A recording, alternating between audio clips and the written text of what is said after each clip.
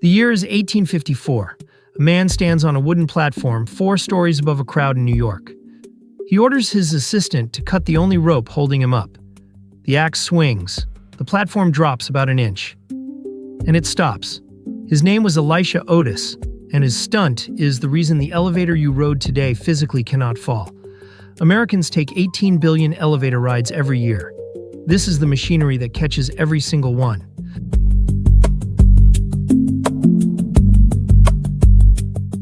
Start with the fear. The cable snaps, the floor drops, the car plummets. Hollywood loves that scene. The numbers do not. Elevators and escalators together kill about 31 people in America in a typical year. Passengers are around 12 of them. And almost none of those deaths involve a falling car.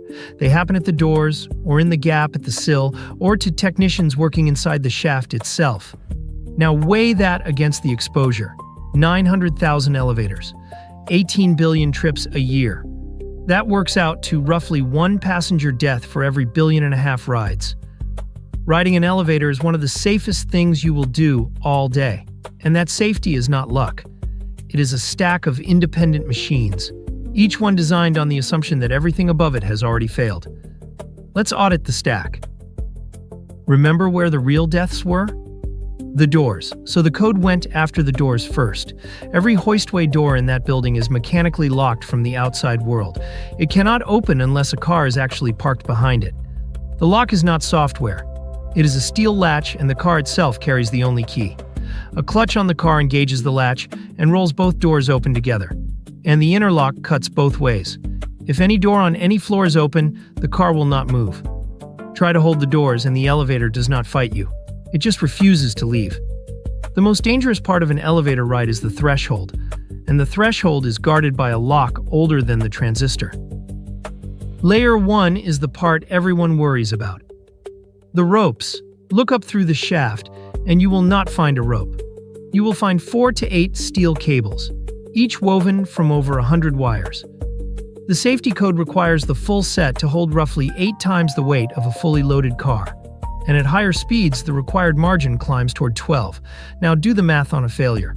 Cut half the cables, and the survivors still hold the car several times over. Every one of them is inspected on a schedule because a worn cable is a code violation long before it is a danger. One snapped rope was a death sentence in 1850. Today it is a maintenance ticket.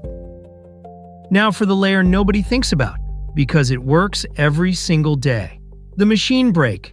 Up in the machine room, wrapped around the motor shaft, is a brake clamped shut by steel springs. Springs, not electricity.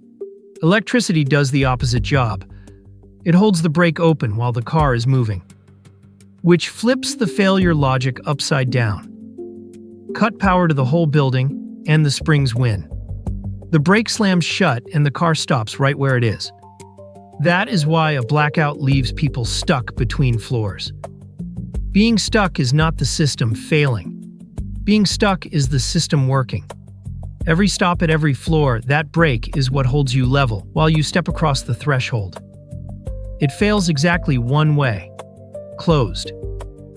Layer 2 never touches those cables at all. It watches speed. It is called the governor. A separate loop of rope spins a wheel at the top of the shaft, geared exactly to the car's motion. On that wheel ride, 2 steel flyweights spin the wheel faster, and they swing outward. Nothing digital, no sensor to fail, just physics. If the car ever runs about 15% over its rated speed, the flyweights swing wide enough to trip a switch and cut the motor. Still accelerating? Before it reaches 25% over, the governor grabs its own rope, and that rope pulls the emergency brakes under the car. The governor has one job: notice too much speed and pull the alarm cord. It has been doing that job mechanically since before your building existed. And here is what that alarm cord pulls: the safeties. Under the car, riding against the guide rails, sit pairs of hardened steel wedges. The governor rope yanks a linkage, and the wedges jam upward into the gap between the shoe and the rail. Now watch the geometry, because this is the clever part. The wedges are shaped so the car's own falling weight drives them tighter. The harder gravity pulls the car down, the harder the wedges bite the rails.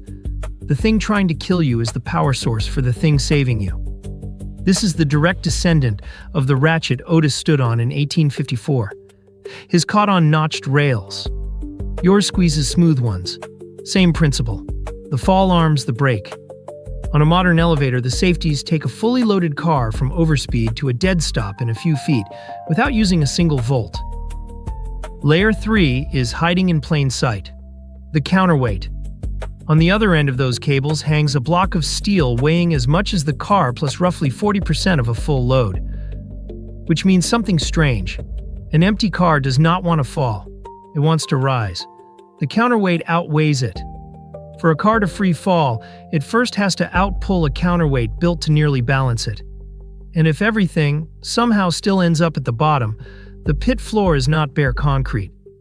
It is buffers, oil-filled pistons, sized by code to catch a car arriving at full rated speed and bring it to a controlled stop. Not a crash, a landing. So, has an American passenger elevator ever truly free-fallen? Once. July 28, 1945.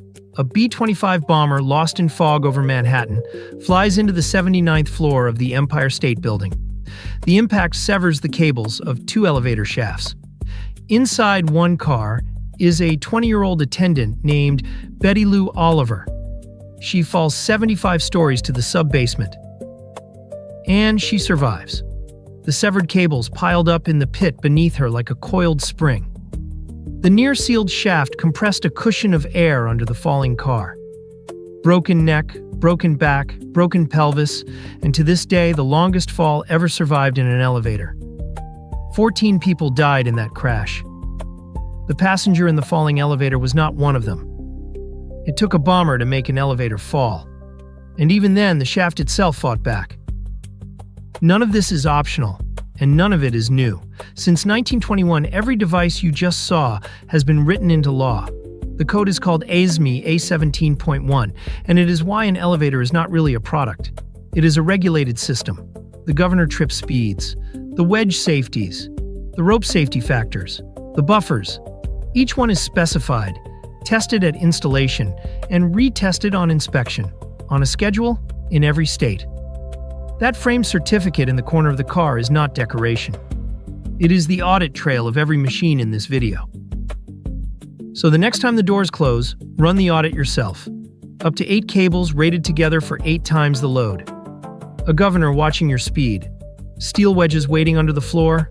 A counterweight that would rather lift you than drop you. And buffers at the bottom, for a day that has not come since 1945. Talk is cheap, numbers aren't. Subscribe, and we will audit the next machine you trust your life to.